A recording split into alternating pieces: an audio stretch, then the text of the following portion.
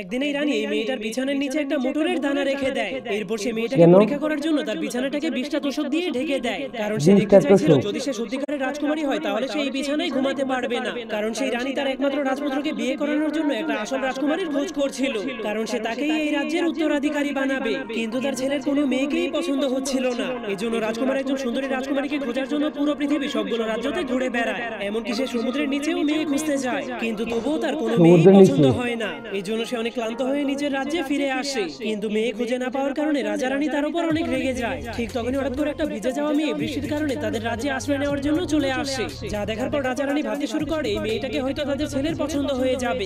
এই জন্য রানী তাকে পরীক্ষা করতে শুরু করে সে কোনো রাজকুমারী কিনা। কিন্তু সেই মেয়েটার বৃষ্টিতে ভেজার কারণে অনেক ঠান্ডা লেগে গিয়েছিল, এই জন্য সে সারা রাত ধরে এত উঁচু বিছানাতে ঘুমাতে পারেনি। কিন্তু এসব দেখার পর রানী মনে করে সে সত্যিকারের একজন রাজকুমারী, এই জন্য সে ওই বিছানাতে ঘুমাতে পারেনি, যার কারণে রানী অনেক খুশি হয়ে সেই মেয়েটাকে